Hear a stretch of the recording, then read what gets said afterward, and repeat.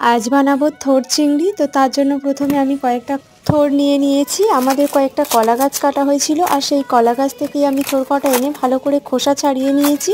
তারপর সেগুলোকে ভালো করে কুচে ধুয়ে নিয়েছি। এরপর অল্প একটু লঙ্কা গুঁড়ো, হলুদ গুঁড়ো ও লবণ দিয়ে অল্প একটু জল দিয়ে 10 মিনিট সিদ্ধ করে নিতে হবে। তারপর কড়াই সিদ্ধ করে রাখা থোড়টা ভাত দিয়ে ভালো করে নেড়ে চেড়ে একদম শুকনো করে নিতে হবে। এদিকে কড়া তেলের উপর অল্প একটু রসুন কুচি দিয়ে থোড় আর চিংড়ি দিয়ে 5 মিনিট লো টু মিডিয়াম আছে লাল লাল করে ভেজে নিলেই তৈরি হয়ে গেল থোড় চিংড়ি। গরম ভাতের সঙ্গে থোড় চিংড়ি হলে তো দারুণ খেতে লাগে।